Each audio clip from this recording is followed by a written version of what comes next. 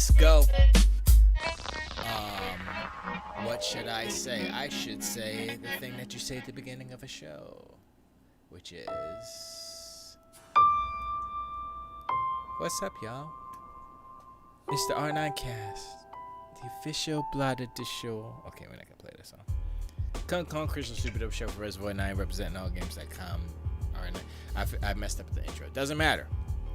I am Stephen D. Gibson, aka SG, aka Electron Bandit, aka just trying to not go crazy like every used to be sane person on the planet. You know what I'm saying? It's like watching the news is bad for your health, cause it's like, yeah, and then what's the first words? Coronavirus. And I'm like, all right, that's cool, but come on, man. And then they have there's a feel-good story about the really old guy in Britain who just got knighted by the Queen. And I'm like, okay, that's a distractivatory thing right there. Thanks. But then they go back to Corona. I'm like, I think we know. We're in it for a minute. We're going to be here for a minute. You don't have to tell us every day. Give us a weekly update. How many this week? 700,000 new cases? Great. See you next week. Do the same old story. You'll get a little. Okay, first I should have said, if y'all want to be part of the, if y'all want to be part of the blah de blah, which is how I say discussion or something. Let me put the link in chat there. Copy. I'll put it in Facebook chat.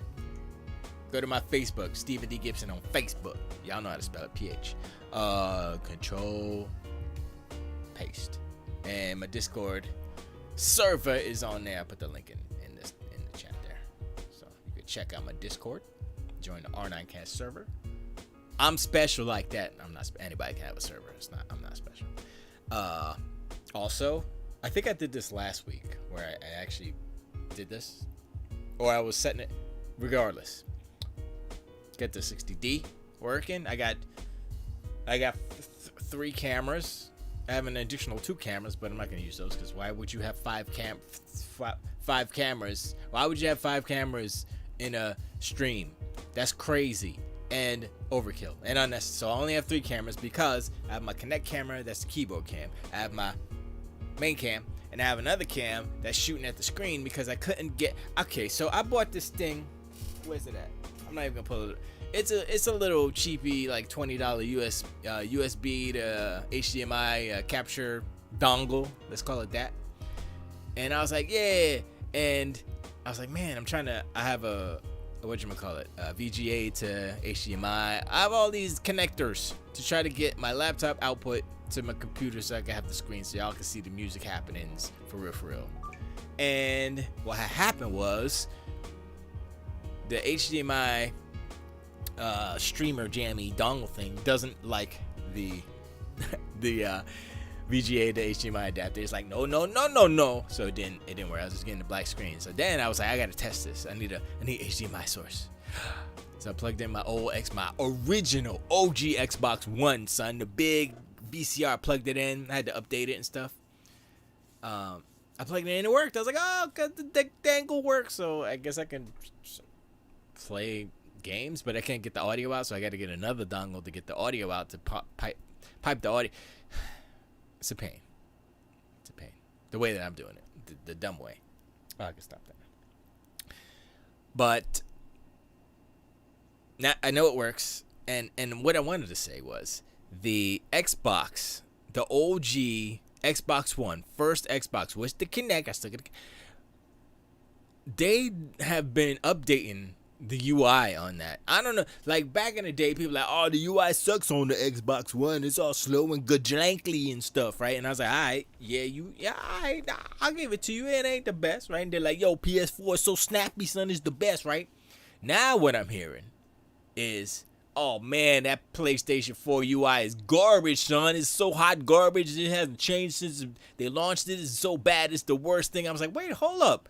Where's all this bad talk about the UI on the Sony side coming from? Because I ain't hear none of that. I ain't hear none of that when like God of War is Game of the Year and all. I ain't hear none of that. All of a sudden, we got some hot garbage UI on the PlayStation 4. Like, where did this come? All of a sudden, PlayStation 4 sounds like a Concorde. You know what I'm saying? All of a sudden, Sony ain't that shiny no more. Know what I mean? I can't say. Yeah, I mean? Point is, the UI, I'm always on my Xbox One X, so I'm like, I expect it to be like, but the last update they did, I think I'm in the alpha ring. Alpha or beta? I think I'm in the beta. I'm like the second. I'm in the middle. I'm not like the first ones to get it, but I'm like the second to the whatever. It doesn't matter. I get the stuff early than like, regular release stuff, so I get all the updates and stuff. Kind of sucks, but it kind of doesn't. Anyway, I'm on the Xbox One X all the time, so I'm like, yeah, it's snappy. Of course, it got all that power, son. But this thing is old as dirt, old as time. You know what I'm saying? Beauty and the Beast. And I was like, yo, this is as fast as they. What the hell's going on? How they fixed it? I was like, okay. And then people are crying about, oh man, they gonna have the same UI as the Xbox. I'm like, you know what? Ain't nothing wrong with that UI no more. The UI is alright. I mean, I go to the store, bloop, bloop, bloop. I go to Gamepass, bleep, bloop, bloop, pops in like 2 seconds. I'm like, yo. And then what my brain is saying, well, first of all, it depends on your internet speed. Our internet speed kind of sucks a little bit, but it's still it's faster than it was. Second, SSDs and all that stuff, so that'll be faster on the Series X. So I'm like, all right, this is gonna be all right. So the UI isn't an issue really anymore. I want to go from there to controllers. And controllers, because Jeff Keighley was like, I have the PlayStation 5 DualSense 5 controller here, and we're going to play with it, and we're going to do all these things. And we're going to play the Astrobots Super Play Beach Room thing with it, because we're going to sniff it, lick it and stuff, because it's DualSense, and it has all of the features. I kind of sound like him a little bit. That's a pretty good, that wasn't bad. That wasn't bad. I never tried to do Jeff Keighley, and first try, I got a base hit. I'm on first. I'm good. I think I should practice a little bit more. Although he probably hate me or something. Like I saw you doing my impression. I saw you do that there, Stephen. I saw you do that. Hey, I think he's Canadian. I don't appreciate you doing that. Blah blah blah. Anyway, so. My thing is, we'll talk about it. My thing is, you know what? I'm gonna bring it up. I'm gonna bring it up. Where's it? Where's my? Do I not have the? Wait, I gotta make sure I got the. It's all black screen. I don't see the. I don't see the. Oh, there it is. Oh, it's the video. I got the wrong scene on. Main. There you go. That's what I wanted. So I'll pull up the. What do I have here? Facebook. It's the time travel stuff. But I will pull up another one here. I'll just put that over there. And then we go to here. And then we're going to look at Jeff. We're not going to have any sound, but we'll do the Jeff Keighley splooge all over the controller. What was it? Game Awards. Game Awards. Just Game Awards. It should come up. There it is. This is so dumb. Okay, let's mute it. There you go. And okay, there you go. So let's do that. So dumb. So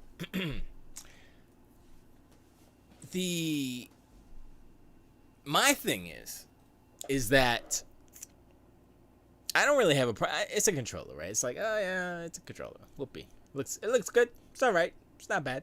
Whatever.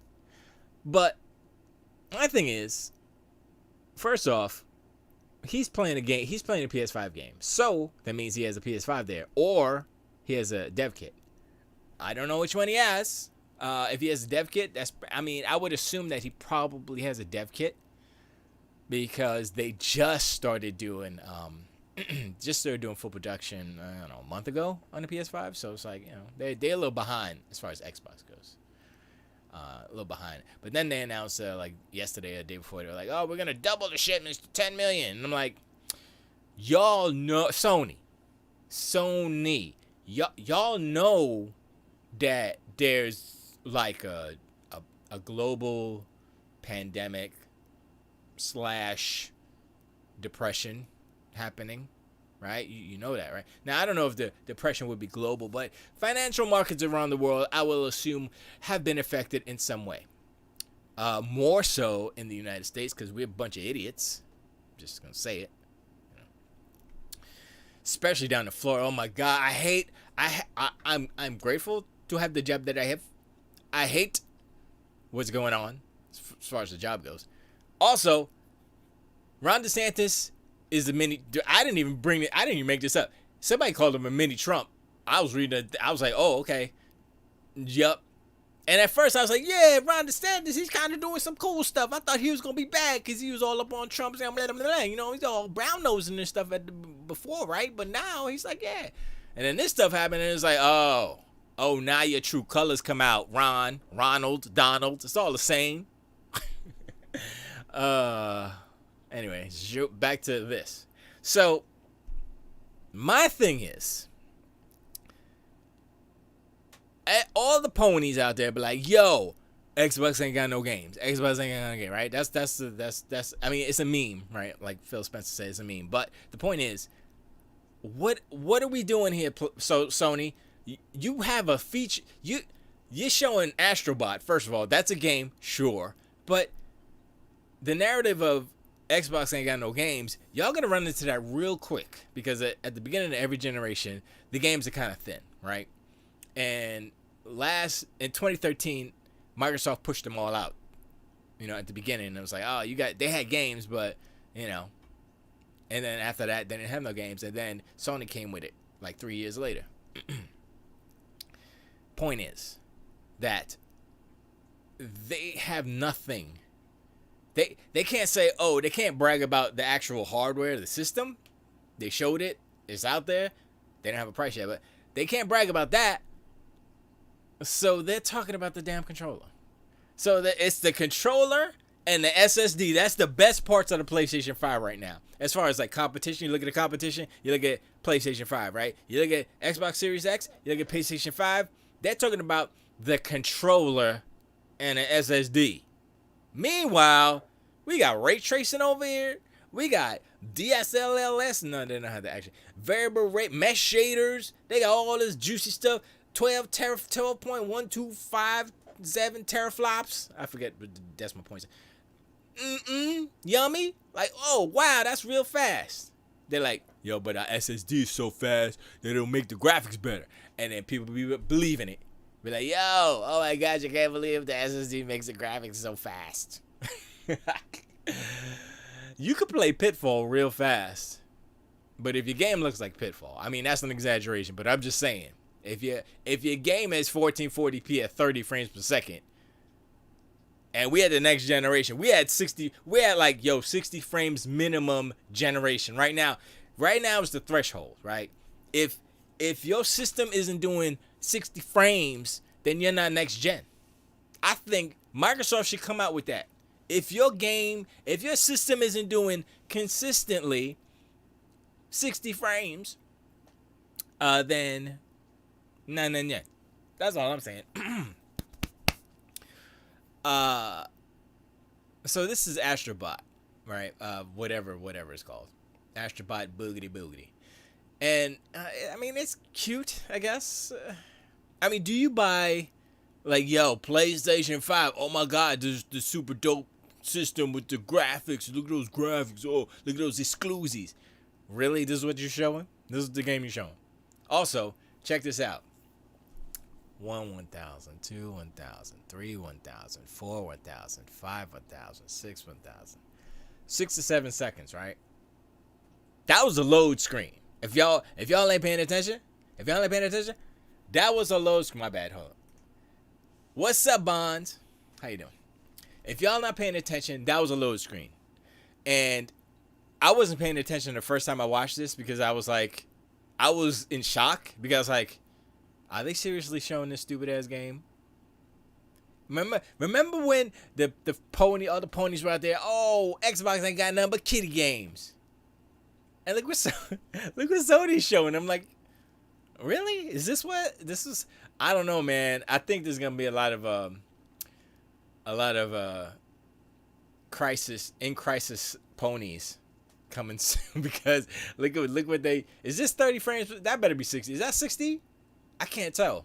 Everything looks like 30 frames on a PlayStation. It's all 30. I don't know, that might be 60, right? I think it's 60. Is it 60? I can't tell. Wow. I think it's 60. I'm gonna assume it's 60. Visiting my parents with my girlfriend. Oh, nice. Is it nice? Nice. Hope you're staying safe and wearing the masks and stuff. And yeah, spray it down before you lay it down. No, that's not good. Just be. That's kind of cute when they're playing the PlayStation 3. What are they playing? There's nothing on the screen. Did you see that? How garbage? Okay, let's go back a little bit. I need to go back. So that frog is dumb. All right, and I just figured out how to do frame by frame, which is was it comma? Is comma? Oh god, it's got to load. Oh, this sucks. But anyways, it's comma and period. I just learned that, like how to do frame by frame. Anyway, point is that not too far. Point is that they don't actually have a game playing on the damn TV. It's not even a Sony TV. Is that a Sony TV? I can't tell. Is that a Wega? It better be. Look, I'm just saying. I would have had the old school, big old CRT. You know what I'm saying? There we go. Come on, give it to me. So yeah, I just learned how to do this because I'm a dummy. I was like, I know there's a way to do frame by frame on YouTube, and I did it. I did that like a week ago. I remember. I found out like a week ago because I'm dumb. I don't do research. Anyway, what are they? They're looking at a static screen of like PSVR or something, and they play. I'm like, what are we doing? That's not even the right generation console. Come on, son. See, what is that? I don't even know what that is. No, it doesn't matter. But, and I do have a list of time travel movies we can go through. Although I did not watch anything, so we'll go through some stuff. Like I said, second hour is movie stuff. First hour is video games. Although maybe I should switch it up. Maybe I should do movie stuff first and then video games, because movie stuff is always, I guess, better. I don't know if that's right. Anyway, video games. So my thing is, what they're showing of the PlayStation 5 is not impressive. Like, this isn't impressive. This is a simple kiddie game. It's okay, whatever. And he's over there like, oh, the sound's coming out of the controller, and you hear the snow crunching on his feet. And I was like, this is so dumb. this is so dumb. And then then they're making a big deal about the haptic feedback, and I'm like, I'm like, okay, I researched what haptic feedback actually is, and basically it's a miniature rumble motor. Basically, it's a little disc. It's a little motor basically. So it's a little disc that's mounted on the actual board on the PCB, super tiny, and it's off. The weight distribution is off, so it rumbles. That's how it rumbles. So it serves the same purpose as a rumble motor, except it's smaller and they can put more on a board. And that's basically all there. I think that's all I'm just gonna talk for all this time. Wait, is there some more stuff? Oh, the Ratchet and Clank stuff where they had the loading screens. Anyway, I guess we could turn that off. Let me go back to the one. I want that one image of him with the. I think it's at the beginning. There it is. Anyway, so the haptic feedback motors are tiny. They're on the boards, and I would say the one benefit of them is that, I would say the only benefit is that you can have multiple on the board, so you can have kind of zones, so it can feel a little bit more dynamic. You can have it go around the circle and do all kind of crazy stuff, right? The more you have, the cooler you can have a crazy effect, right? In modern controllers, the rumble motors, there are two. There's usually one bigger and one smaller. Although on the Xbox there are four. There are two in the handles. I don't have a controller with me, and there's two on the triggers.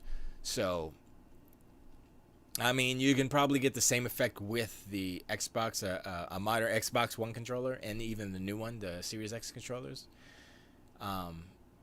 Although I guess there's a little bit more nuanced control with the haptic feedback motors, whatever you want to call them. I think that's the only advantage that those haptic, whatever they are, modules, whatever, over rumble mode. Because rumble motors, you can have, they're stronger. You have more of a, how do you say? It's more of a force because if you ever look at a motor, if you ever look at a rumble motor, it's about this big, and it's got a off-center weight. It's like a weight it's like a circle weight, but it's like a chunk, like a piece of pie sliced out of it. And one's bigger weight, smaller weight. Bigger. I think the motors might be the same, or one might be a little bigger, but the weights are different. And so one will spin, and it'll rumble harder than a softer one, and it'll whatever. So you have more force on traditional rumble, but haptic has a little bit more nuance. And I was watching a video. I forgot I was talking about it today, but they were pointing out the fact that the Switch controllers, the Joy-Cons, use haptic rumble technology, whatever. And so do your phones. That's what phones do when it rumbles. That's what it does. Billy, okay, what's up? Rumble/Jen. I remember that, Billy. How you doing, Billy? Hope that everything's okay with you and your fam, yo. And stay safe and all that good stuff. And also, yeah. So I would say that's one of the benefits. Sure. I mean, it's like everyone is saying, oh, you have to get it in your hands to see. Honestly, I'm gonna say this right now. I don't think it's a big deal. I mean, Sony's a little bit late to the party, and they still have all that other bullshit in the controller. Like, it's a good man. You can tilt the tilt sensor. I'm like, oh my god, they still doing that? Nobody likes that. Nobody likes that. Nobody likes the move the controller around thing that you do on your controller, the tilt 6-axis. Nobody wants 6-axis no more. Should have called it the dual sense axis, whatever. Nobody likes it. They tried it in Uncharted. They were like, yo, this bullshit. I can't. I'm trying to balance on the balance beam with Nathan Drake, and then yeah, it's like 2 games use it. It's like, yeah. I was like, oh, okay. Well, I mean, I guess they're gonna have that for backwards compatible stuff. So sure. Billy says he likes it. He likes it. He wants it. I like it. I like that. I want it. Now what else? I think the better thing that is better on the DualSense versus the Xbox is the adaptive trigger. What's that called? Adaptive trigger? Yeah, it's Jeff. Just Jeff Keighley. Jeff Keighley is an opportunist fanboy. He's like, where's the money? I like you now. That's what he is. He's a businessman. He needs to make money. He needs them game awards to produce the money. So if Sony's gonna throw him a bone, he's gonna take the bone and put some ketchup on it, and have fun, have a feast. Anyway, those triggers, the adaptive trigger, whatever they're called. I think that's the one cool thing about the DualSense. Other than that, whatever. It's a better design. It's definitely a better design than the. I mean, look at it. It's bigger. And the only thing that's bigger. Well, it's all bigger. The buttons are not bigger. The microphone, the speaker array is a little different, but it's probably the same size. The little boomerangs on the little feet, the arms, whatever, are longer. The meat of the controller is a little bit bigger, and it's a thicker controller. Billy says, "Stop sniffing my controller." Yeah, you saw that when he was blowing on it. That's another thing. I'm like, yo, he was like blowing it. You hear it? He put the speaker up to the mic. You can hear the wind of the sand and the crispiness. And I'm like, yo, this is like he's trying to sell us some snake oil or something. It's like, yo, just show us the dope games and blow us away. That's all you need to do. You don't need to be like, oh, look at the controller, look at. And that's why I'm like, okay, I think Sony's in trouble because this is what they putting out there. This is what they're showing. They're highlighting a controller. And I'm like, okay. I mean, controllers are important. You need those to play the games. But, come on, son. Come on. What are we doing here? We don't need this. Although I didn't. That's why I have this frame up, because I wanted to see the size comparison.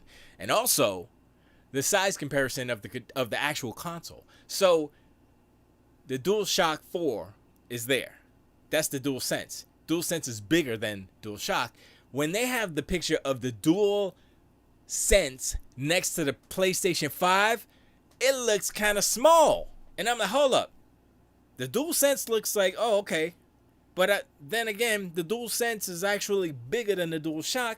So the PlayStation 5 is a big ass console. Y'all were complaining back in the day about the big old VCR Xbox One. Yo, this is the biggest.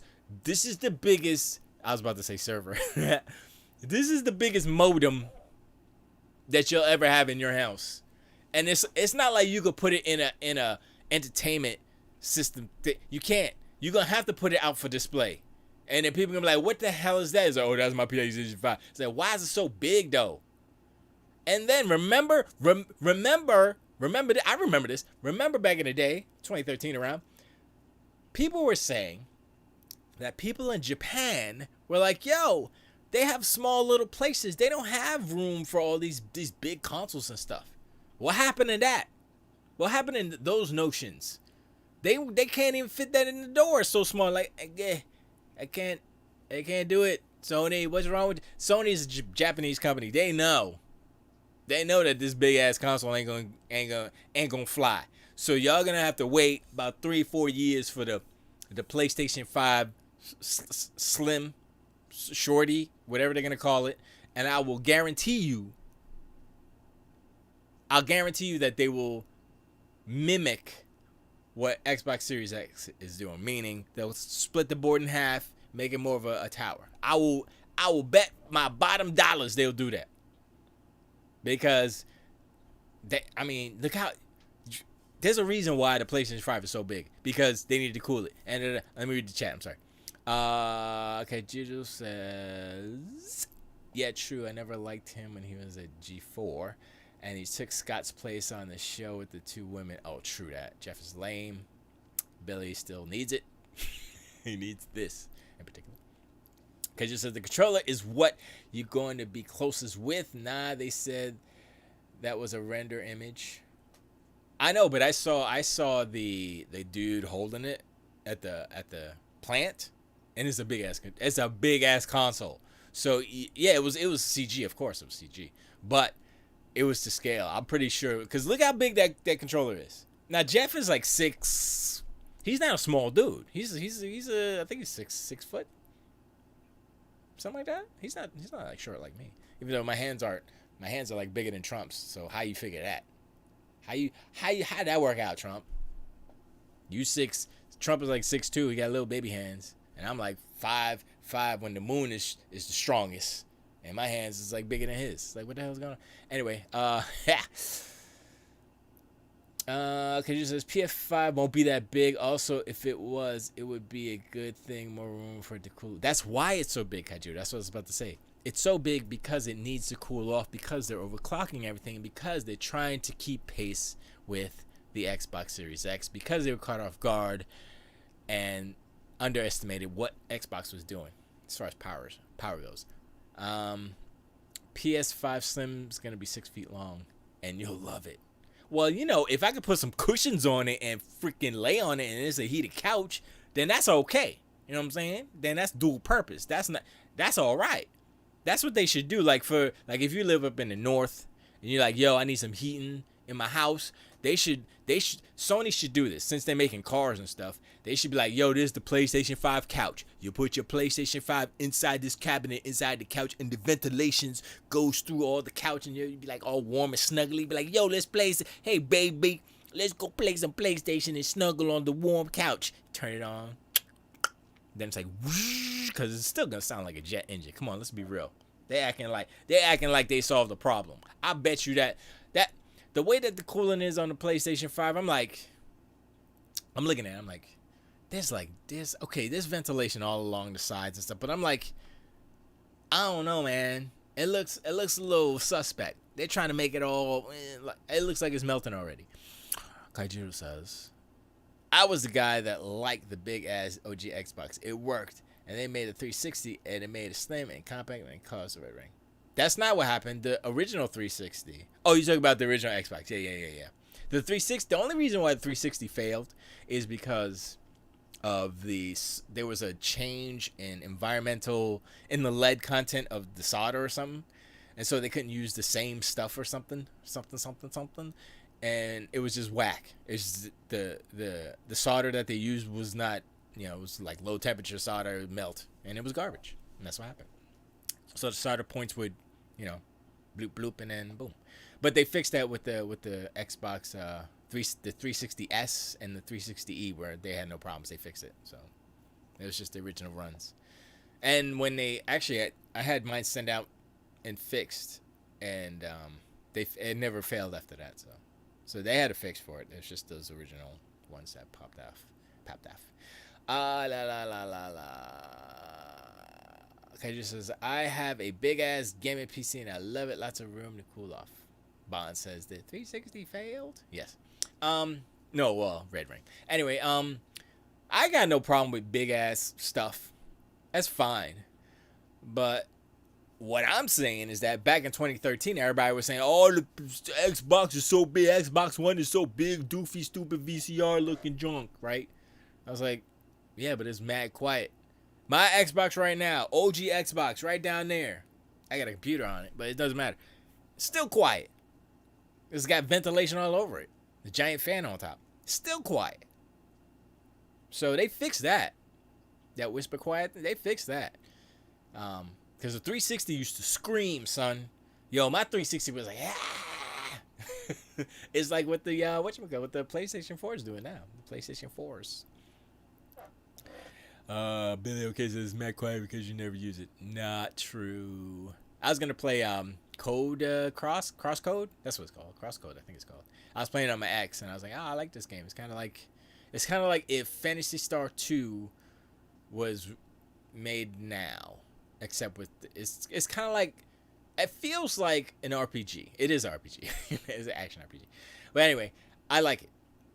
I kind of like Crosscode. It's a dope game. So I think I'm gonna play it on over here. I just gotta get the sound right. Anyway, I just fired up Vanquish for the 360. Oh, I have Vanquish on backwards compatibility. I gotta bring that up. I want to see what it looked like. I think I played it a little bit on 360, but I was like, and I didn't feel like playing it. But I think I want to play through it because that's one of those kind of cool platinum joints. But he says you can't dunk on the Astrobot packing demo graphics and then tell me you're gonna play SNES. Actually, it's not SNES. It's better than that. It's like more like 3DS, or it's more like a Game Boy Advance. Yeah. Nah, you're right. It's like SNES. Hang on. But no, Astrobot. What's it called? It's not Astrobot. I forgot what it's called, but it's Astrobot. You know what it is. But I can dunk on it because it's just we want to see next gen stuff. We don't want to see Astrobot, And I'm talking about playing a this gen game. I'm just talking about fun, And I know Sony's like, oh, our games are not fun. Games don't have to be fun and all that stuff. The last two games they put out. Oh, well, I'll say Ghost of Tsushima. Somebody said, I was watching a podcast. Somebody said the T is silent on I can't even say it. Ghost of Tsushima. When in fact it's not silent. You just have to learn how to speak. Like me, I can't speak. I can't barely say it. But the T is a soft T. It's a Tsushima. You go T and you go into the S. And so I was like, oh, these people are dumb. But to simplify it, you could say Tsushima and be wrong, but still, yeah. Fine. Just like tsunami. It's tsunami. Tsunami. It's there. Just, yeah, whatever. I picked up where I left off 3 years ago. Atari Jaguar. I don't get it. I don't get that Oh, that's what the game... Yeah, pretty much. No, it's more like a... No, it's not as good. Jaguar had some graphics on it. Jaguar was so bad. It was good for what it was doing, but it was bad because it was like kind of like the Saturn. Like, oh yeah, we're gonna put 2 RISC processors. The RISC processor was the old school version of the cell processor. It's a bad idea. Bad idea. Anyway, back to this goofy ass presentation. That was it's like all the ponies are like Stockholm syndrome, right? And they're like, oh, give us anything, Poppy. Give us the controller. Oh, good. That's what it is. I'm like, really? Y'all are getting excited about the controller and Astrobot. That's what y'all. And Xbox got no games. And Xbox ain't got nothing but cartoony games, right? But while I'm playing Ghost of Tsushima, you're going to be playing Grounded. I'm like, okay. That's okay. And then this is what Sony's showing. It's like the ponies are on one page. They're like, yeah, boy, we want these realistic, mature joints. And then Sony's on the other page. It's like, yeah, we're gonna show all the kiddie stuff and a controller, and talk about the SSD, and that's it. Okay, moving on. It has come to light through someone sharing someone's DM, which is bad. You don't ever want to share people's private DMs, or it was a private conversation and stuff happened. Whatever. Oops, I did that wrong. Sorry. Let me fix this real quick.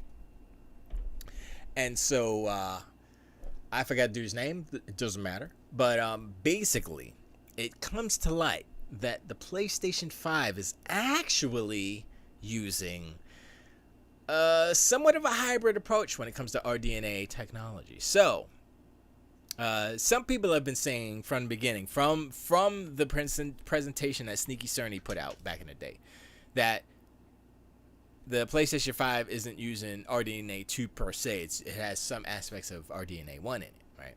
Because of what he said in that presentation, right? What he was talking about when he was talking about primitive shaders and the geometry engine and all that stuff. That's all RDNA 1 terminology, if you will. RDNA 2 is mesh shaders, and I forget what the other one was. And, hardware ray tracing. And so this developer from Sony, he's a Sony developer of Sony in Europe, online interactive, something, whatever. He said in this DM to a person talking that he said, as you know, the PlayStation 5 uses RDNA 1 and 2. I gotta pull it up. Gotta pull it up. So what is it? It was on Twitter. PS5 RDNA 1 and 2. Let's just do that. It's probably in Reddit. Let's just pull that up here. It's probably in Reddit.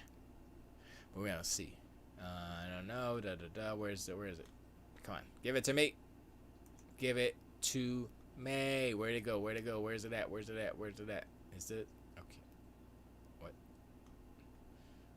They're not showing it. Oh, well, that's kind of cool. PS5. It looks like the Portal guns, the little Portal. Anyway, it's not there, so let's go back. But it was definitely a DM. And where is it? It's Sony will feature. Wait, I just saw it. So no, Sony answers. God dog it. I gotta find it. God dog it. Come here. PS5 dev. RDNA 1 and 2. RDNA sequencing. Teraflops of 9, but I just go to Twitter. I'm gonna just go to Twitter.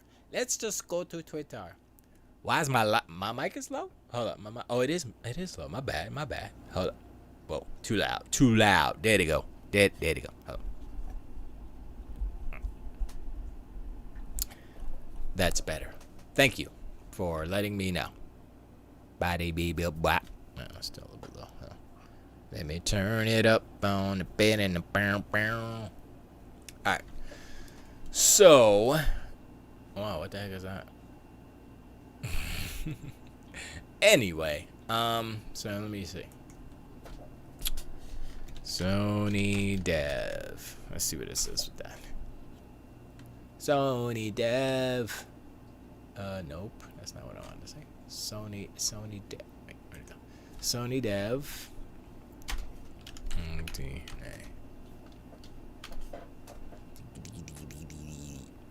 I don't know if it's gonna.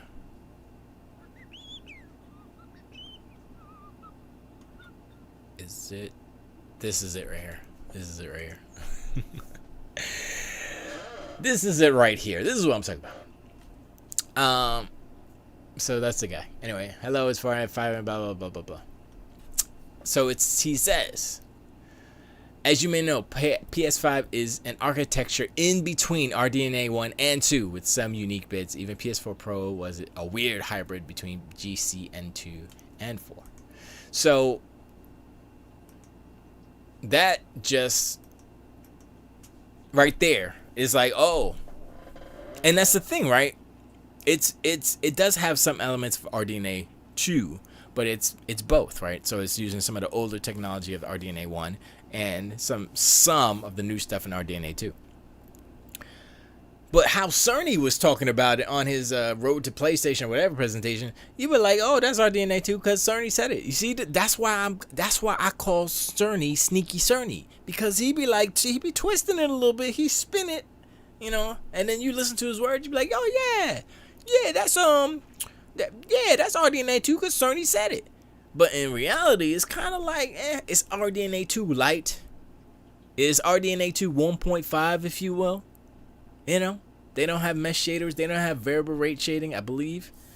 They definitely don't have the, what is it called? There's so many freaking different things in that velocity architecture thing that I'm like, I get what you're saying, but there's so many terminologies, I can't follow everything. But I get it. I understand it's going to be super streamlined and you won't waste no power. And it's like, I'm listening and looking at all the things that your boy Jason Ronald was talking about, and he's like, yo, first of all, we got the most powerful console. Second of all, it's gonna be the most efficient console when it comes to rendering, textures, you know, texture throughput. It's throughput and it's also utilization. So like, if you have an object, if you have a cube, if you have this phone, for instance, right, and this is all you see of the phone, the backside of the texture, the backside of this phone, say if it is one entire texture, they won't load it because you're not seeing it. They won't load anything you don't see on the screen. And so that saves a lot of memory when it comes to, you know, if you're going to do 8K textures or something like that, crazy. You can, because you're not loading the whole texture. You're just loading a piece of it. So you still get the same result. You still get the benefit of an 8K texture without overloading it with stuff that's useless. That's not needed. You know, you're not going to see the inside of the engine of a car with the hood down, right? Why are you going to load it? You're not. It's not necessary. It's not seen. Don't need it. So it's like, I was like, oh, okay, that makes sense. It's efficient. So that way, frees up room for other stuff. You could load whatever. Other stuff faster. It's so good. I was like, all right, there we go. So, and I mean, look, 4 days. We're going to see what's up with Xbox. We're going to see what's up with Halo. I'm kind of excited. I was like, yo, am I excited about Halo? And I was thinking about Halo. I was like, okay, Halo 5. The only problem with Halo 5 was the story, right? Gameplay was dope. It plays good. I guess some of the abilities were kind of whatever, but the multiplayer was like the best that they've ever done, right? I totally forgot what that mode is called, where it's like a super huge sandbox, and you got like 2 or 3 teams of 5 or 10 or something. It's like, and then you have like NPCs and bosses, like mini bosses in the world. I'm like, yo, this is kind of dope. This is, and that was before like the battle royale. Well, was it? Yeah, I think it was before the battle royale stuff jumped off, before PUBG and all that. The Halo kind of, they didn't do it first, but it was like, oh, okay, this is all right. And then I was watching some stuff on Forge, and I'm like, oh, there's this one group of guys trying to do, devs, trying to do a battle royale in Forge. I think it's on PC. I was like, oh, I never thought of that. And they're figuring it out, and I'm like, oh, All right. I mean, I'd be more comfortable if 343 did it themselves, but yeah, who knows? They said they're not gonna launch with a battle royale at launch. If there were gonna be one, then it's not gonna be at launch. So don't get your hopes up. What I would hope that they would do is have Halo. You could buy it, right? But have a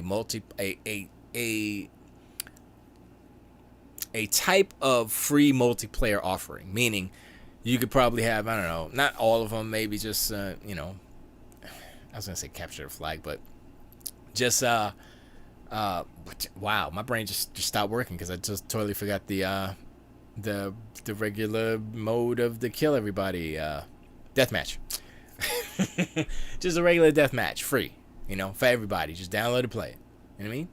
And then if you want King of the Hill and all that other stuff and all the mods, then you gotta buy the full game with the story and stuff. If they did that, that'd be like, oh, okay, that's a pretty cool thing. You know what I mean? Get people in if they never played Halo. Some people never.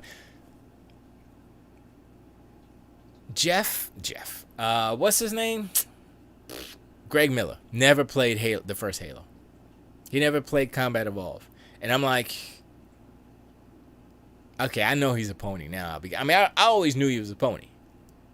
He's a ridiculous pony, but come on, so everybody's played Halo CE. I remember the first time I was playing him, my brother had the Xbox. This is before I got an Xbox. He had it first. He got Halo, and I was sitting in his room. And he had like a 27-inch TV, stereo speakers. It was like, oh, it's pretty dope. And I got motion sick because I never played like FPS like that. I was like, and that was before it was 30 frames, and I was like, oh, my brain. So I was like, I got a little bit of headachy. I was like, all right, I can't play no more. And that's why 60 frames a second are good, because the higher the frame rate that you play in, the less likely you are to get motion sickness. Just letting you know. Just from someone who gets motion sicknesses and got it from playing the first Halo on a piece of garbage TV and stuff. Yeah, man, 60 like I was playing as I said before, what was the game? I think it was the Turing effect. The Turing test. I think it was the Turing test that I was playing. And you can do 30 frames 4K, or you could do 60 frames 1080p. And I was playing 4K. I was like, oh, this is cool. But then I was like, and I turned to 60 frames. Boom, no problem, son. Headaches went away. It was a little bit more crunchy and jaggedy, but I was like, yo, this smooth as butter is way better. Way better. I used to be a graphics whore. Not no more. It's been 2 generations since I was a graphics whore. It really is about the frames. And the more frames that you can input into your brain, the better you are as a human being. I'm just saying. Remember when Sony said 1080p makes you a better gamer? 60 frames and up makes you a better gamer, for real. And then I was watching who did it? I can't. Was it Digital Foundry? I think it was Digital Foundry. They did might not have been there. Anyway, someone did a video about 30 frames, 60 frames, and 120 frames. And they used Counter-Strike, I believe. And so they showed it like a dude like coming from behind a wall into the frame, and they showed the time and how the 30 frame per second guy is slower. You get less refreshes, so you get it's actually slower, right? And the 60 frame is in the middle. 120 was like, it was smooth. It was like slow motion, and he was actually ahead of the 30 frame a second guy as far as position wise in the frame. And it's better for the player who is shooting that guy because you see that person faster and you can shoot him quicker. So literally, the higher the frame rate, the more advantage that you have.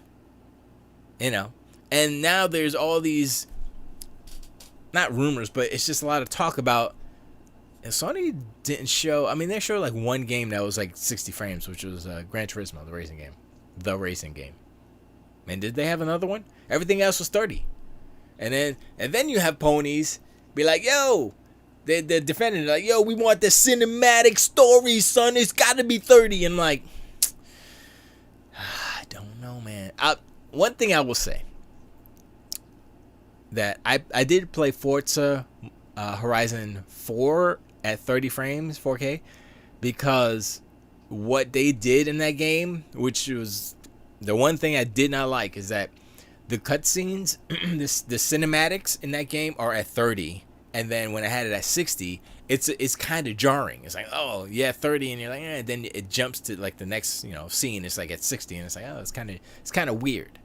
I mean, I would have gotten used to it, but it was just a little weird. I wish that the cinematics were 60, so it would be a smooth transition. So I would have no problems. But that's a fun arcade game, so it's not like I need super.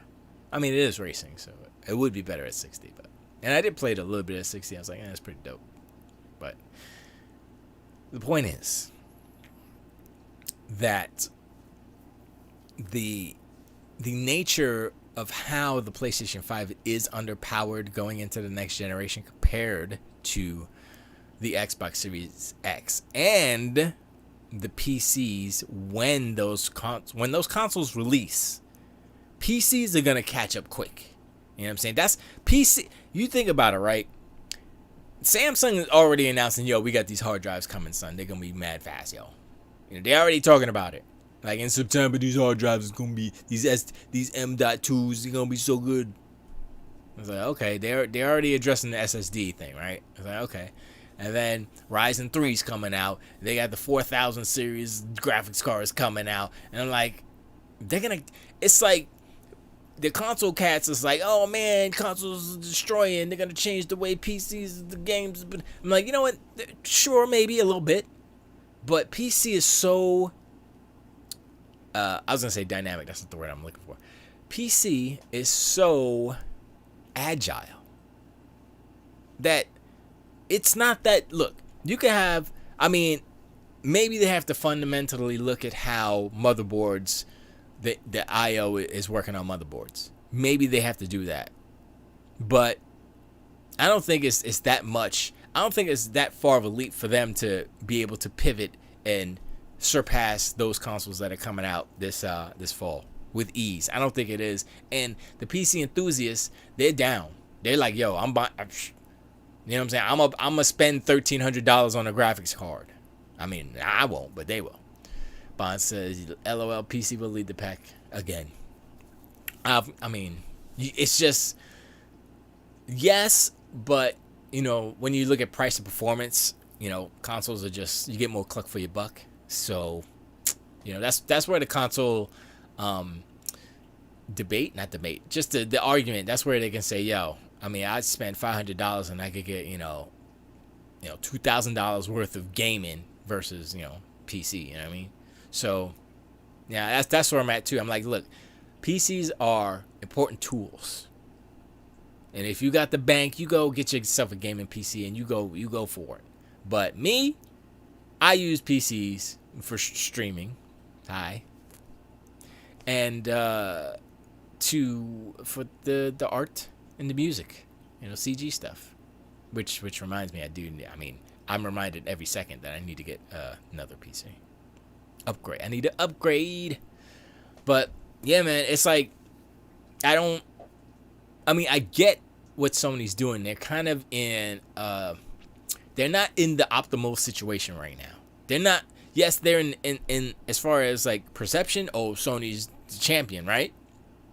But what they're showing for their next their next movie, if you will, their next act, their next presentation, their next big thing, it's like, like, all them like Horizon, God of War 2, that ain't coming. Let's see. It took them 3 to 4 years to start getting them good games out for the PlayStation 4. So 2023, we're gonna see God of War 2. 2022, maybe we'll see Horizon. Forbidden West, whatever it's called. So you're gonna have to wait anyway. And so remember a couple of weeks ago they were like, oh, Xbox ain't got no exclusives for the first and second years for the Xbox Series X. And I'm like, y'all realize that like no games on the PlayStation 5 launch are gonna really take advantage of the PlayStation 5. Yeah, the load times will be faster, but everything's going to be fast. All the load times are going to be faster. That's not specifically an inherent feature of like what they were talking about. Like the Ratchet and Clank. Ratchet and Clank ain't a launch title. And plus load screens. You know what I'm saying? And it's like they say, oh, no load screens. I'm like, y'all lying? Why you lying? Come on, son. Most of us understand how computers work. PlayStation 5 is just a glorified computer in a goofy ass shell. Data needs to move.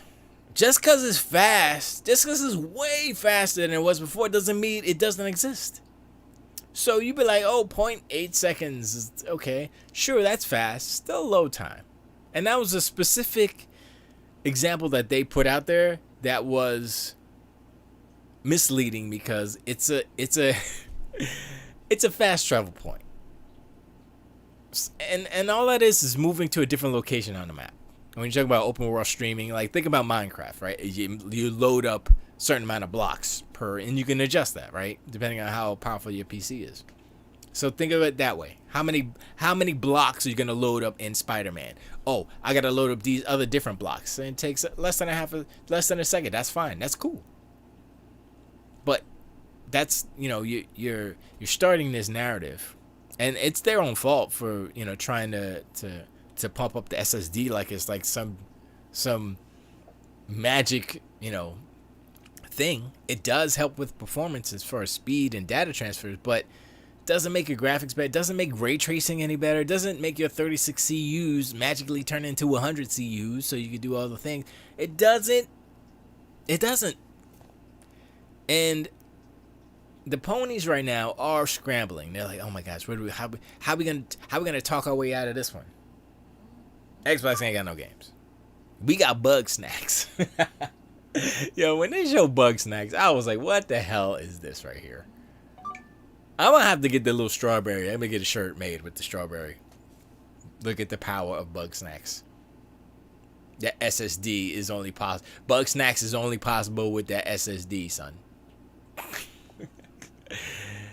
It's ridiculous. It's so dumb. It's dumb. And I mean, it's dumb and it's fun too to listen to some of the stuff, some of the console war arguments and stuff. I listened to his name is Zaire70. Is it 70? 712. Well, he's Zaire on YouTube, and he's been around for a while, and he was complaining before that he was on Mixer, Rip Mixer, and they wouldn't make him a partner because of basically his content, because they say the N-word without hesitation, just FN all over the place. And I am not, I'm not offended by that. I understand how they're using those words and what the context is and how it's used within that particular sector of our culture. So I'm not offended, obviously. But he doesn't understand why a company like Microsoft would be like, yeah, no, sorry, we can't have you talking like that. Also, he speaks really fast. And he kind of stutters a little bit, and I can understand most of what he says, but Bridget can barely understand me. So imagine, go watch Zaire. You know what I'm saying? Go watch Next Gen 720, and you all be like, okay. And I can understand if I was an exec in a big company, Microsoft, wherever, even Sony, I'd be like, yeah, nah, you gotta sharpen up. You gotta present all that stuff so people could A, understand you, and B, it's just you can't be being saying that stuff, man. You can't say that stuff, man. I'm just saying. All right, it's 8 o'clock. So since it is 8 o'clock, like I promised you, Bonds, it's time travel movie time. We're gonna dip into time travel movies. This is the 50. Let's do it by I'm sorry, this list order is I think it's by, I want to do it by release date. So let's do it by release date. And no, the other way. I want reverse release date. Stupid. Yeah, there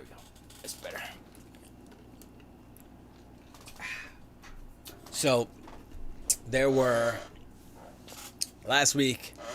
I promised Bonds that I would talk about movies. Like half of the show is video games, half of the show is movies, whatever else. You know what I'm saying? I was just say movies for now because they're kind of more interesting than.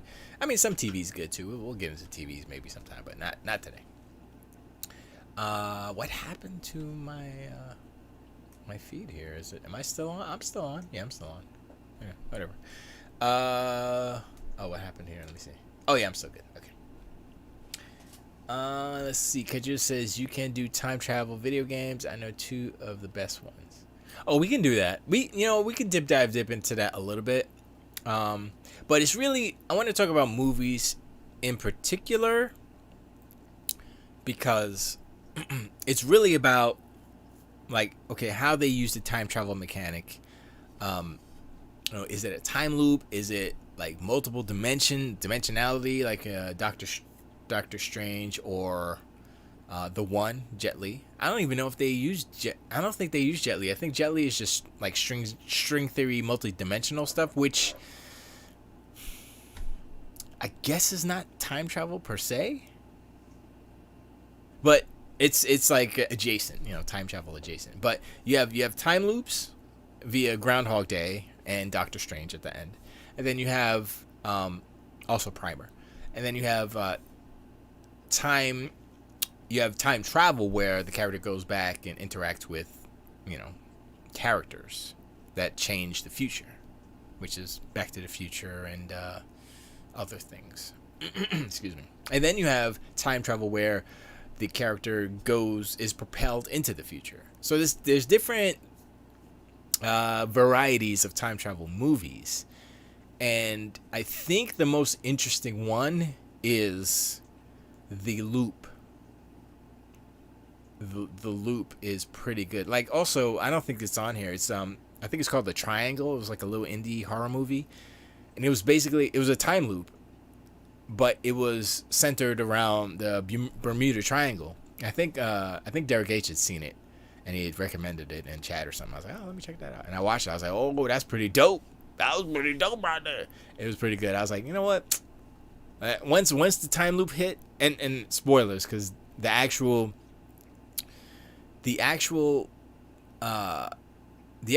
kind of realization, like, the old snap point of the movie when I saw it, it was the time loop. And then I started watching it in the context of, oh shoot, she's in a time loop, so this happened. It's pretty dope. I was like, you know what, that's pretty good for like a little low budget indie movie. I was like, yeah, that's pretty dope. All right, so let's go through this list. Most of these I have not seen, and the ones that I have seen, I don't remember some of them, because I'm an old man and I don't remember stuff no more. But yeah, in chat, Kaiju, let me know what the 2 time travel games are, and we can talk about those as well. We're not gonna just be like no games. So the Time Machine, which is the original one, which I did not see. Yeah.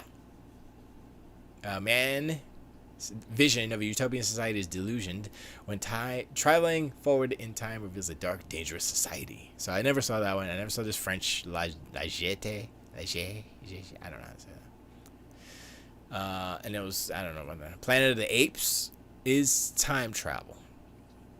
So at first I was like, wait, that's not time travel. But then I was like, oh yeah, he went into space and then he landed on the planet and it was Earth 2,000 years in the future or something like that, right? So I was like, okay, yeah, it's time travel, sure.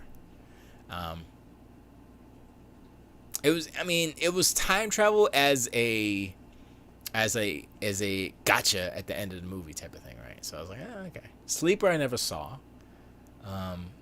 A nerdish store owner is revived out of a cryostasis into a future world. Oh, we never. What about No, I guess that's. Well, wait a second. Oh wow, I totally forgot the name of the movie with Sylvester Stallone and Wesley Snipes. Demolition Man. Demolition Man has time travel. No, actually, he's frozen. That's the same thing right here, though. He's pulled out of cryostasis, so that's the same as Demolition Man, right? Yeah. Time After Time. I remember seeing Time After Time. I don't remember the movie. I remember Jack the Ripper. I remember him chasing him, and I was like, oh, because Jack the Ripper movies always fascinated me because of the time period. Because it's like, okay, Jack the Ripper didn't happen that didn't happen that far in the past, relatively speaking. So you can kind of relate, but it's still far enough so that it's like, oh, like everything looks old timey, and it looks like it's something romantic about the aesthetic of that time period, and the fact that he's a freaking serial killer and it's a murder mystery. So that was kind of cool. Final Countdown. I will admit that I've never seen the Final Countdown. I know what it's about, but I just never seen it. I was like, now somewhere in time, I saw that. I saw it mainly because when I was a little kid, I had a crush on freaking Jane Seymour. I was like, ooh, she's so pretty. Jane Seymour's so pretty. Let me look at Jane Seymour for a little time. Oh shoot, I did the wrong thing. Go back, you son of a bastard. All right, so I'll say young Jane Seymour. Make sure I spell that right and all that good stuff. Young Jane Seymour. I don't wanna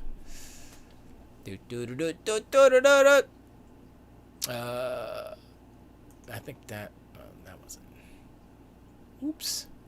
Okay, there's no naked. Okay, good. This was like the picture. Like, I'm like, whoa, Jane Seymour. She was so pretty back in the day. She's a beautiful lady still. I mean, she's, well, how old is she? Okay, so Somewhere in Time. That was a movie. Yeah, man, look at her. She's all pretty and stuff. She got the old timey haircut, but that's okay. Look at that face, man. When she started doing that jewelry and stuff, I was like, oh, Jane Seymour, why you doing jewelry now? And then Superman was coming back in time, Jane Seymour, romantic and stuff. I can't watch that movie now, though. It's all like whatever. But he was a time traveler going back in time, falling in love with the fine lady. Superman fell in love with Jane Seymour, medicine doctor, right? And then that's what happened. She's pretty. She's a pretty lady. And even as elder Jane Seymour, still, she's beautiful. But come on, son. Look at the young Jane Seymour. Look at that face. Anyway. But that was my jam back in there. I was like, oh, Jane Seymour's so pretty. So that's why I watched the movie, because like, wow, she's pretty. And then it was like time travel, and this freaking dude was going back in time. I was like, and he was doing self hypnosis. I was like, this is kind of stupid. But he's going back to see Jane Seymour, so yeah, I'd probably knock myself out too. Next movie, Time Bandits. Yo, first off, Time Bandits, probably one of the greatest time traveling movies. Not the greatest, one of the greatest. Time Bandits is so good. It's just man, Terry Gilliam. That, I think that was the first movie I ever saw of his, I believe. And then I saw Baron Munchausen, of course. And what else has he done? I don't remember. But Time Bandits was the jam. Time Bandits was like, and it's so, I mean, it's a Terry Gilliam movie, and it's so weird. And it's like the part where they're on the ship with the giants, and they fix his back, and they're about to eat him. And the lady from Who's the Boss, the mom Mona from Who's the Boss, is there about to eat the little peoples. And I was like, yes, this is crazy. They're gonna eat them. Cannibalism, that's bad. But it's all funny and it's British and it's great. It's just great. And then the little kid, and then they got the ship. And then they went to like the Phantom Zone. It's so good. And the bad guy was like creepy too. And he had the bubbles with the little looking into the. That's so good, man. It's such a good movie. It's so good because it's just weird. It's like the Time Bandits and Baron Munchausen. They're all weird movies, but it's like it's not corny in any way. It's just like, whoa, okay, this is like Philadelphia Experiment. Never saw. If I saw it, I didn't see the whole thing and don't remember. Terminator, never saw. Just kidding, I saw Terminator. Terminator's all right. It's fine.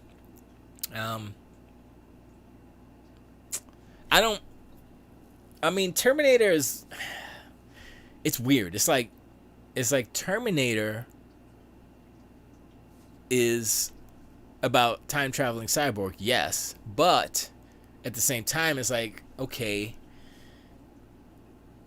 that's the, you know, the crux of the whole setup, but it's really about saving Sarah Connor and the baby and stuff, which they totally erase in the Dark Fate, which I haven't seen yet. And I mean, if you think about it, all those movies are about time travel, right? So, I mean, I still think Terminator 2 is the better one. Just as far as not skill wise, but technology wise, it's just the image quality is better as far as how they shot the movie, you know, sound and all that stuff. CG's better. It's just better all around movie. So he got better at it. You know, the first Terminator is a little low budget. If you look at it, it's like it feels maybe I need to look at a 4K version of Terminator.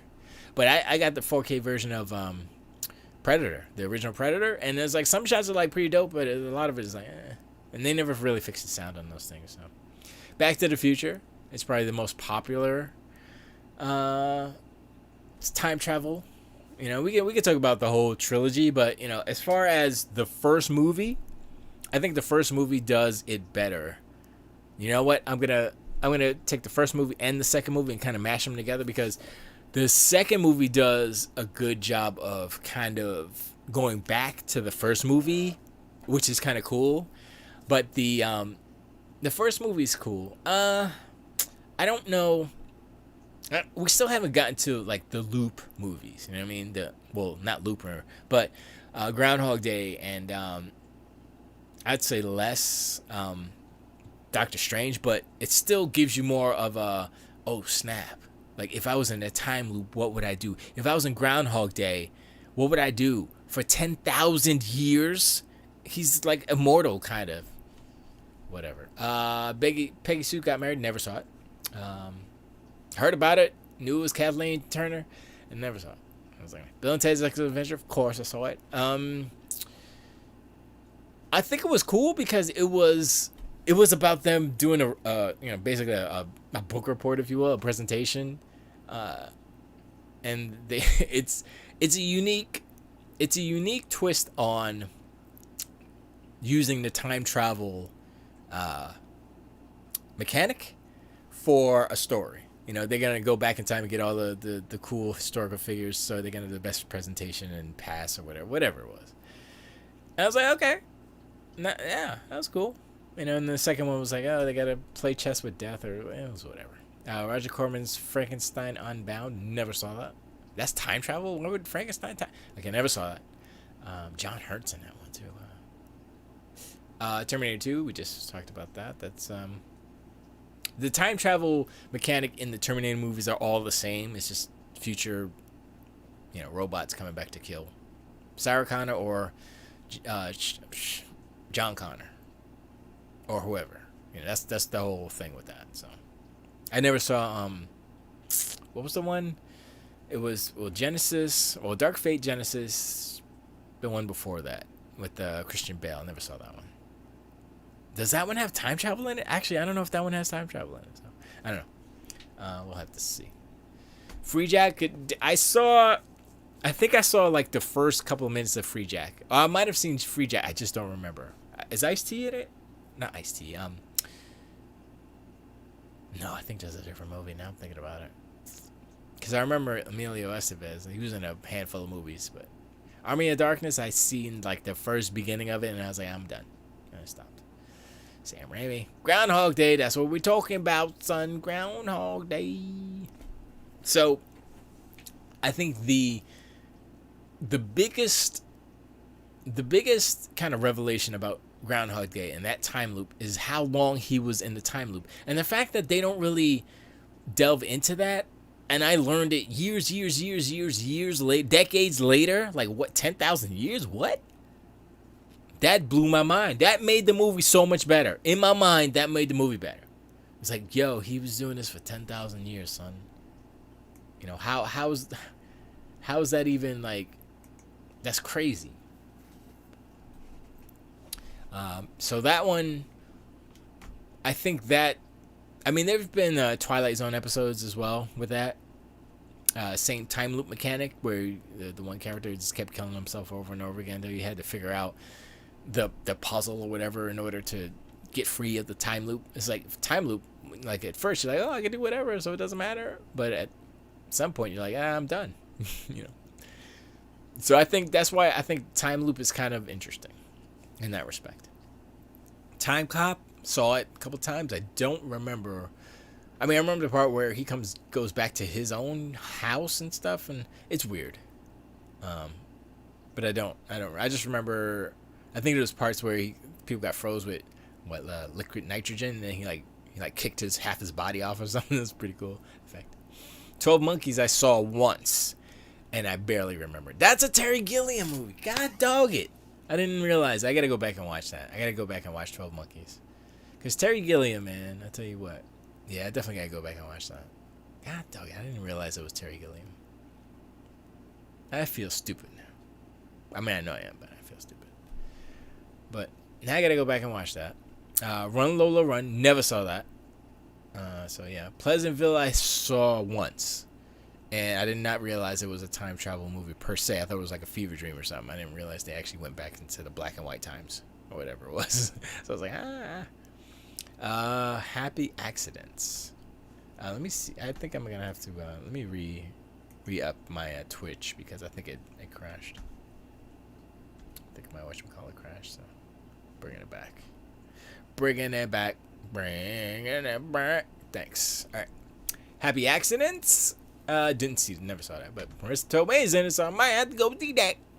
Vincent D'Onofrio, though, was like, oh, my name sugar water. Frequency I saw. I guess it's time travel. It feels weird because like through the radio or something. It doesn't make it's cross time radio link. So. I mean, that's like time travel light. Would you consider? I guess it is time travel, but it's kind of like there's an asterisk on that one on those type. Donnie Darko, I believe, is a loop as well. I think I saw it once and I was like, oh man, that's so cool. And I don't remember. I just remember the airplane engine falling out of the sky. And I remember one scene where he's riding his bike and he's seeing the sunrise or the sunset. I don't remember. And then the rabbits and stuff. Other than that, I don't remember.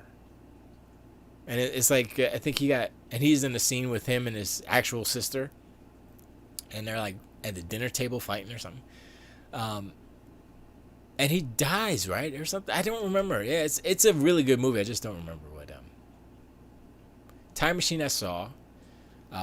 Which I would imagine is a remake of the H.G. Wells, because Simon Wells is H.G. Wells' grandson, and he directed it. So that kind of compelled me to watch it. I was like, oh shoot, H.G. Wells' grandson is doing a time machine movie. His granddad. I was like, that's kind of dope.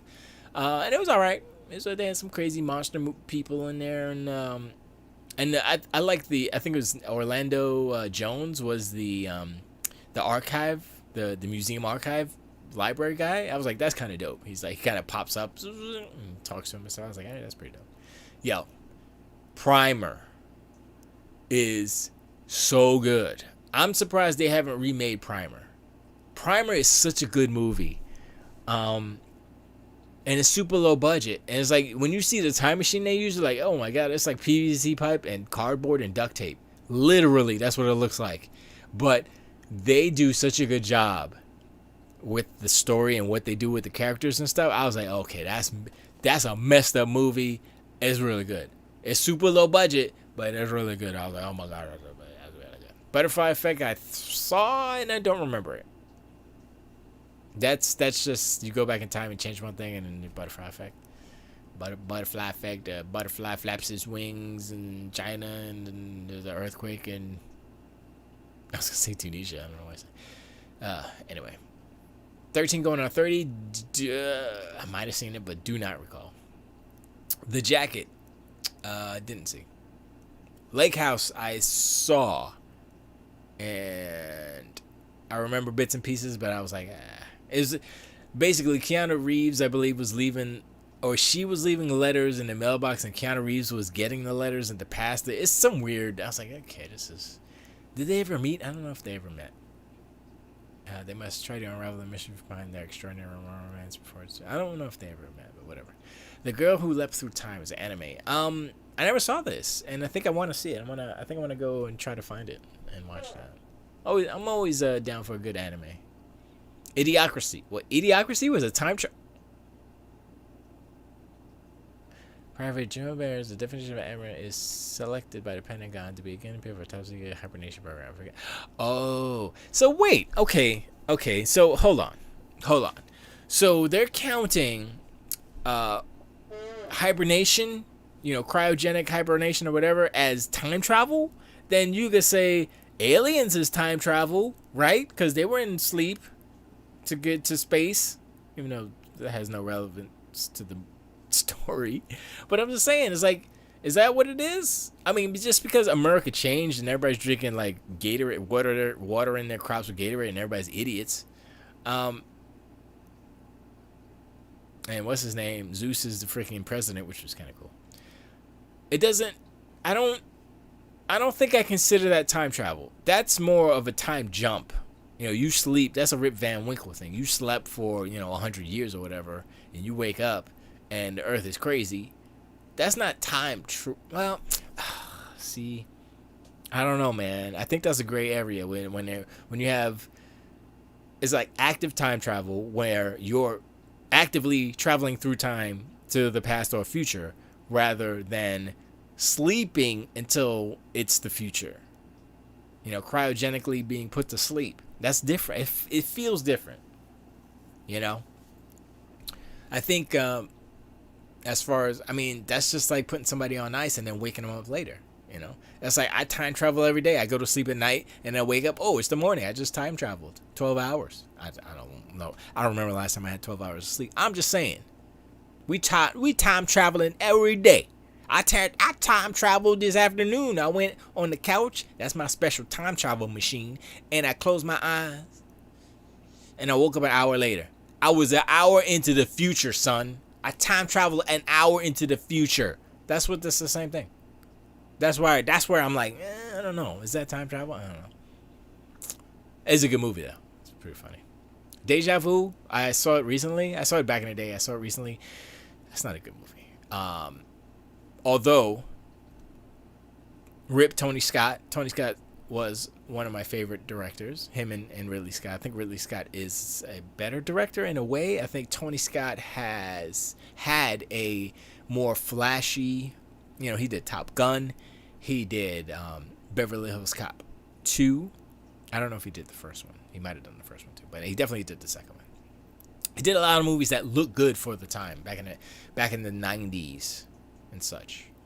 Tony Scott was the man. But the movie itself, Next, never saw. I bought a book called Next, but I think it's different from the actual movie. Time Crimes, never. I guess it's a French movie. I never have ever heard of it. I don't know. A man accidentally gets into a time machine and travels back in time nearly an hour. Finding himself will be the first of a series of disasters of unforeseen. Okay, that sounds interesting. So he goes back in time an hour, but if he kills himself before he gets to the time machine, that's where time falls apart. Because it's like, oh, okay, I got a time machine, and then, oops, it's like the grandfather. Is it called the grandfather paradox? Where if you kill your grandfather in the past, then you cease to exist. It's the whole premise behind Back to the Future, in that if you change certain elements of the past and your parents don't hook up to have you, then you don't exist in the future and you disappear. And that's what kind of made Back to the Future kind of cool.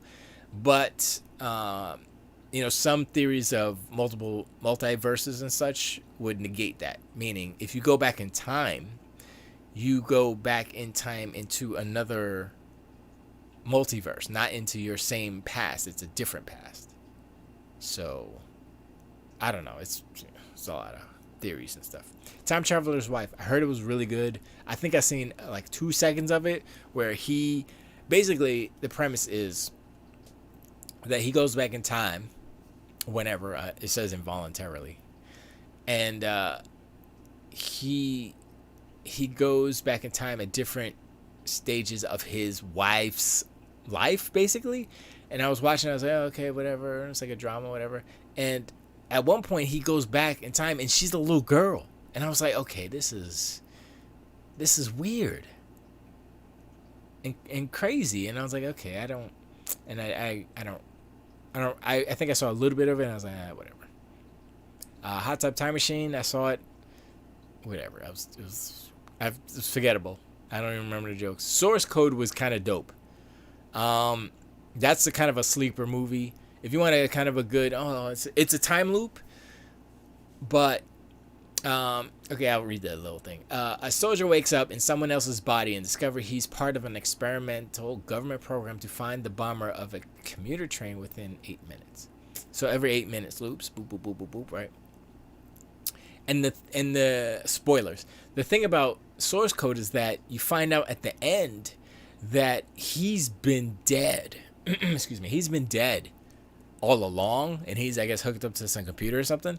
So they show like his body at the end, and it's like half of him is gone. It's like the other lower, he's in like in a freaking chamber to keep him alive. Basically, it's so weird. I was like, oh boy, this is crazy.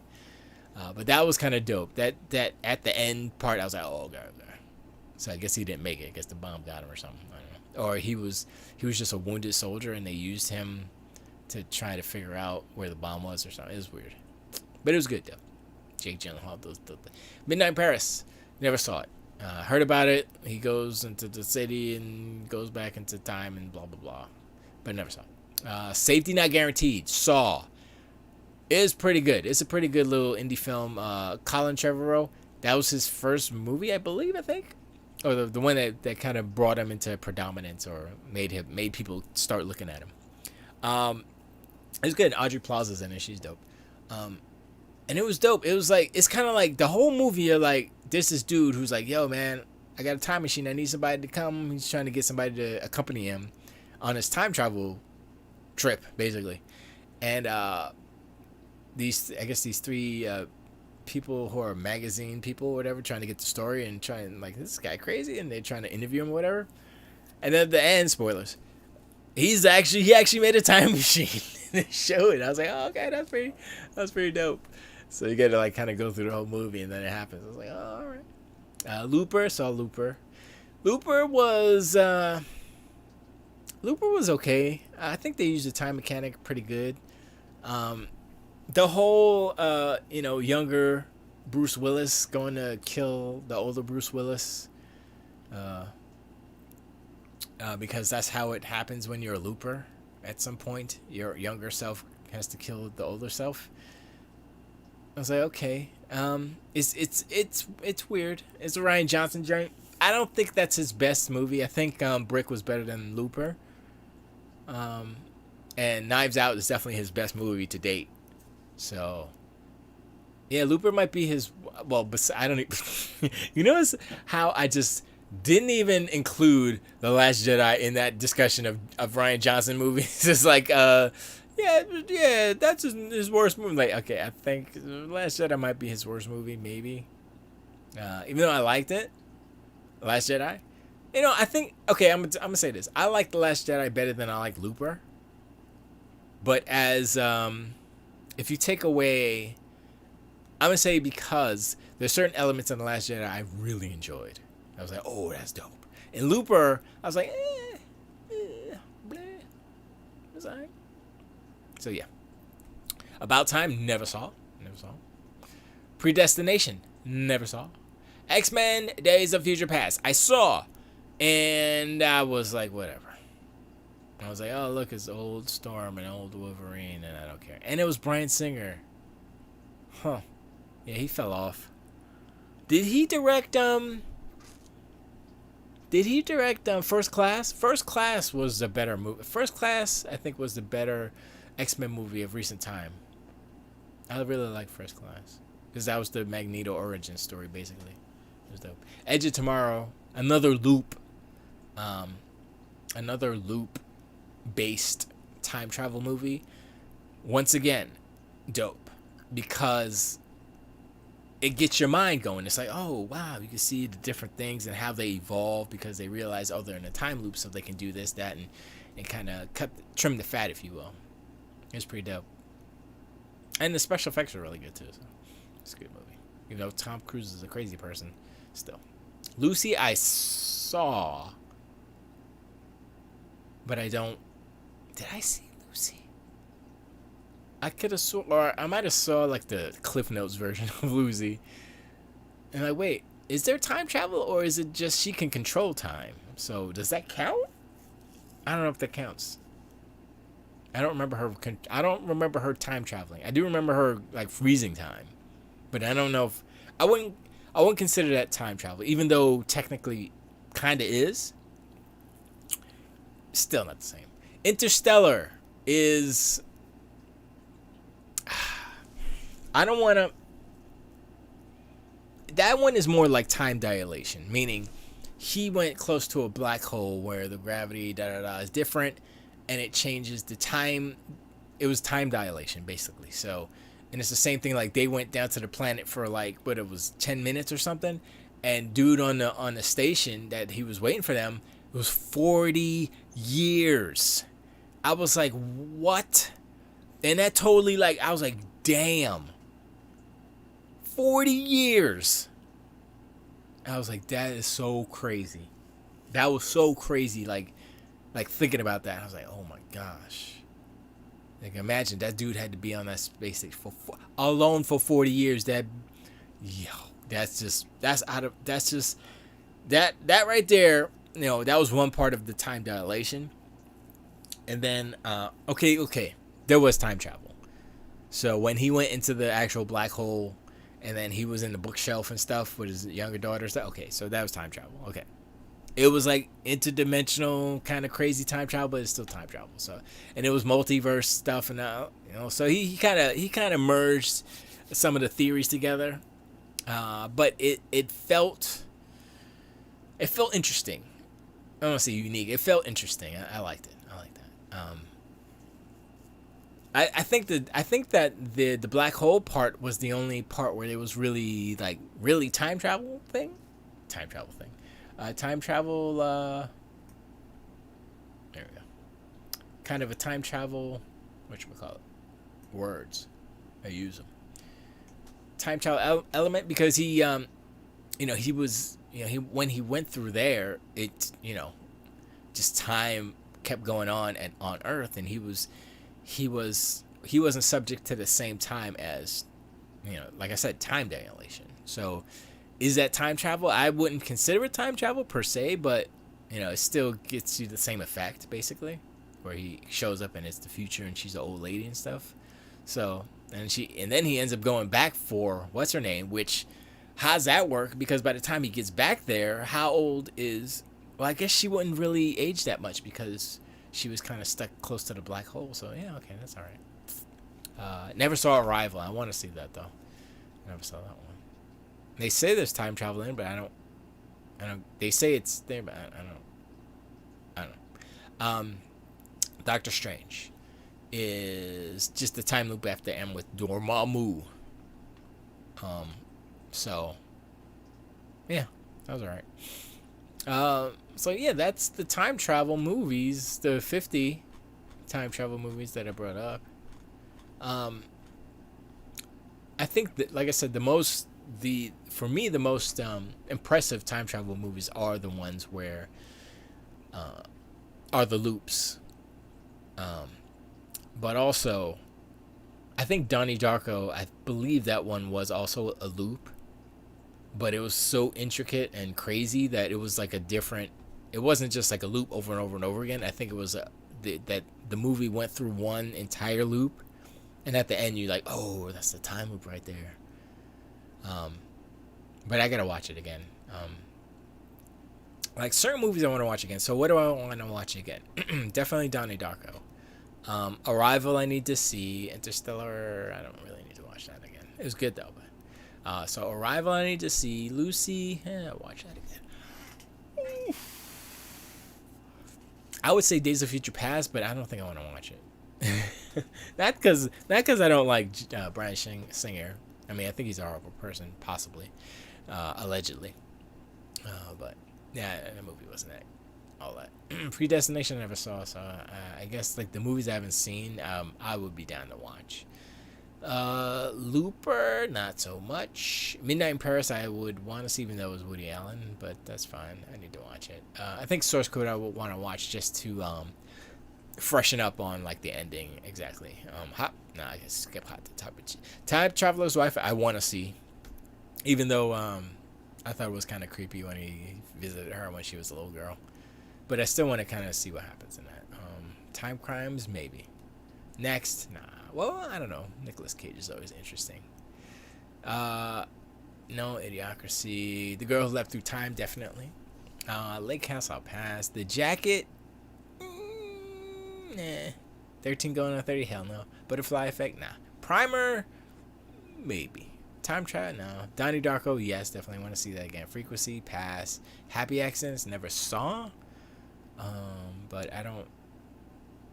Yeah, I don't know. Pleasantville, nah, it's okay. Run Lola Run. I don't understand how this is a time travel movie. So it says, after a botched money delivery, Lola has 20 minutes to come up with 100,000 Deutschmarks. How's that a time travel movie? 12 Monkeys, I definitely want to see it again. Because I am a let me look at Terry Gilliam's discography. I want to see what other movies he's done. Because I saw Time Bandits, and I saw Baron Munchausen. And I saw 12 Monkeys. I just don't remember all of it. So filmography, animation department director, The Man Who Killed Don Quixote. Are these all movies? The Zero Theorem, The Holy Family, Imaginary. Oh yes, the Imaginarium, Dr. Parnassus. That was Heath Ledger's last movie. I did see that one. That was interesting because he passed away during that movie, so they had to replace him, and so his character remained the same, but he changed. Like Johnny Depp plays him at one time, and then who else plays him? I don't remember exactly, but that was an interesting movie. Tyler Brothers Grimm. Oh my God, that was him too. That wasn't that good. Fear and Loathing in Las Vegas. I did see that. That was weird too. 12 Monkeys. Fisher King. I saw. Venture from Brazil. I don't think I seen Brazil. Crimson Permanent. I didn't see that. The Meaning of Life. No. Time Bandits. Jabberwocky. Never saw that. Miracle Flight. Mighty Python and the Holy Grail. I didn't know he did that. That's weird. Oh, okay. Short time. So, if I were to go, maybe I should do a Terry Gilliam. Whatchamacallit? Marathon. Not marathon, but just go and watch all his movies. I definitely want to see. I want to see Baron Munchausen again because it's so cool because he has, I think, Mars shows up. What's his name? I totally forgot his name. And then Uma Thurman plays Venus, I think. It's so weird. It's like a fairy tale and mixed with like mythology, and it's weird and cool. Fisher King. Oh, you know what? I don't think I did see the Fisher. Well, I did see like Robin Williams is homeless in that, right? I think, yeah. 12 Monkeys. Fear and Loathing was weird. Brothers Grimm. I'm gonna pass that. Tideland. I don't remember what that one is. Imaginarium, Dr. Payne.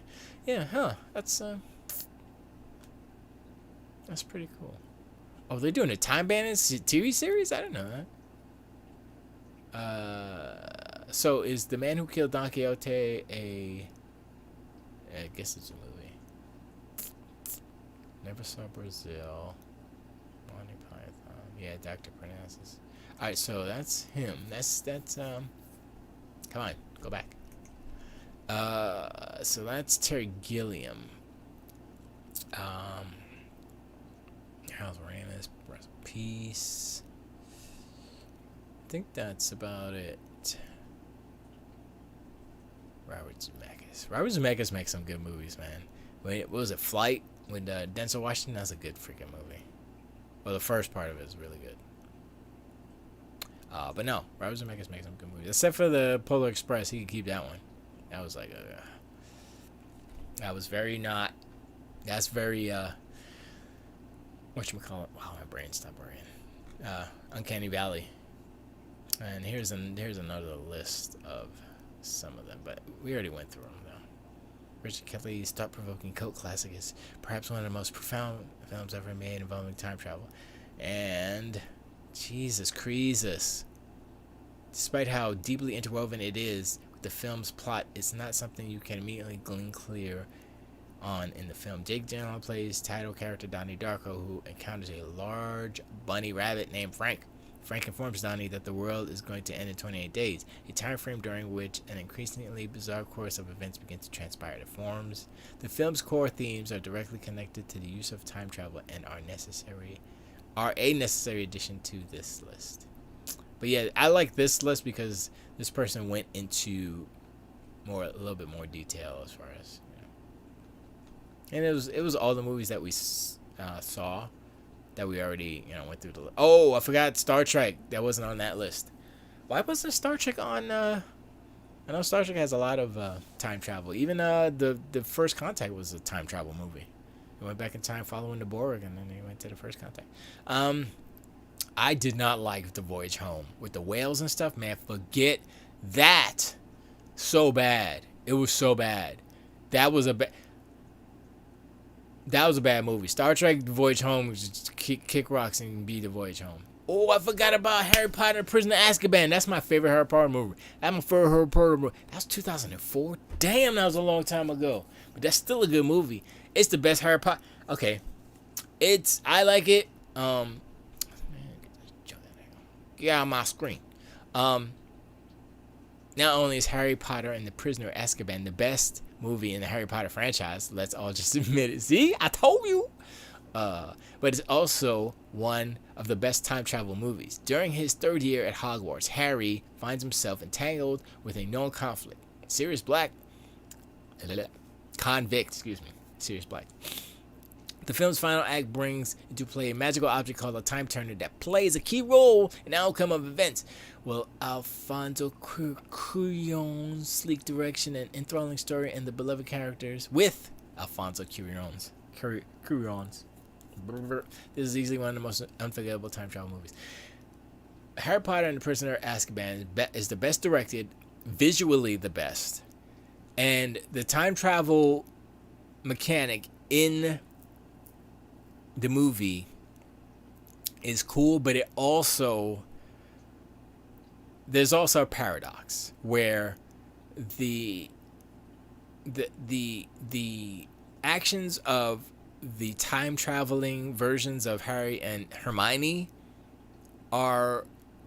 exist in the first experience, meaning when Harry was about to die and then he sees the whatchamacallit, he sees like the forest elk or deer or whatever with the light Patronus, whatever it is, Patrona Phenomena, whatever it's called, and when they threw the rock into the thing, and it's all stuff that doesn't work if they didn't go back in time. So how? That's where the paradox occurs, right? Because if you go through it, if you go through all the things, and like when they were gonna kill Buckbeak, right? And he's there, and Buckbeak is, and they show the Shang, right? And then she's like, oh, they killed him, but they didn't show it. Turns out they didn't actually kill him because he was gone because they had taken him away. So if they hadn't gone back in time already, so there's a paradox. There has to be a multiple, whatever. That's the whole time travel conundrum and stuff. So. But that was definitely a really good, dope time travel movie. Edge of Tomorrow, dope. I know, 12 Monkeys. I gotta watch that again. Edge of Tomorrow, should watch anyway. Looper, Arrival, The Girl Left Through Time, Star Trek 2009. Yeah.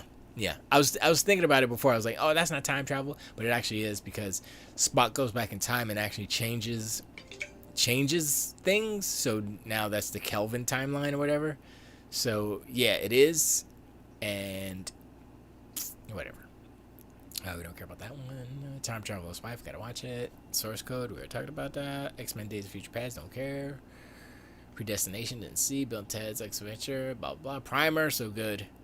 See, look at this. Well, that was the small version of the time machine that they were making in their garage or whatever. But see, look how low budget that thing is. It's like just because they got shirts and ties on. Yeah, it's yeah. Time travel is a weird thing, and I don't know. I mean, I guess it's a cool mechanic that you can kind of mess with. But I'm thinking, like, if I were to write a short and it was a time travel short, and first of all, what would be the point? Right? Like, what would be the story? It has to be about characters, right? It has to be about character motivation. It has to be about a couple of things. And I mean, I think Groundhog Day did it the best, but that's after the fact that you realize how long he was in that time loop, and it just turns it into something. It turns it into a real, like, sci-fi type of movie, because 10,000 years is a long ass time, and it's like it's 10,000 years, right? So he does a day, right? He does the same day over and over again. Groundhog Day. So he does 365 days a year, 10,000 of those. So what is that, 365,000? Yeah, 365,000 days he does. That's a long time. So it's interesting and weird or whatever. But time travel games, I don't know what the time travel games would be. Kajiro never came back. I think my stream crashed, or my chat server crashed, and they didn't come back. They didn't come back. Come back, guys. That's okay. But yeah, I really didn't do too much homework as far as watching anything new. But I think I want to go back and watch Donnie Darko, just because it's a pretty cool movie and it's weird. And I remember I was like, oh, I keep hearing about Donnie Darko. Let me watch it. And I was like, I didn't have any expectations. And I watched it. I was like, oh, shoot, this is pretty good. So, yeah. Jake Gyllenhaal has always been a good actor. He was a little kid in this one movie. I can't remember what it was, but I was like, oh, yeah, he was the little kid in something. And it's like a movie, like a popular movie, right? It's like, oh, yeah, I remember that movie. Yeah, Jake Gyllenhaal was a little kid. And I was like, oh, okay. But I don't remember what the movie was. I saw it the other day. Yeah, my memory sucks. But anyway, I'm pretty much done. I ain't got nothing else to say. I'm tired. I'm kind of hungry. I'm going to eat some snacks. Next, I'm almost done with the video. Kind of, almost, sort of, almost. Like rounding the corner. Coming to the last turn. Got some more CG scenes to do, and some more. Every scene is a special effect, and that was my downfall of doing this video, because I realized, I gotta put this and that one and this and so much. So I just gotta bust it out. That's all. It's all good. But yeah, that's it. That's all. I got nothing else. I'm outie. 12,000, homie. What's this? Oops. Oh, there we go. That's a good song. Yeah, I'm a bounce. I appreciate y'all hanging out. Everybody. People in chat. In All Games chat. Where you at? Alt. DC Nate. Digital Firefly. Doomplague. What's up, Derek H? Havoc 978. Jedi of Light. Malcolm Owen. MTXT. Necromas. Take a claw, and Watch Dragon. Appreciate you, Kaijudo, Bonds. Everybody else that was chilling like a villain with me. Appreciate you, everybody in Facebook, Dave, and Becky, and everybody else. And that's all I got. That's it. That's all. Tilt the weight.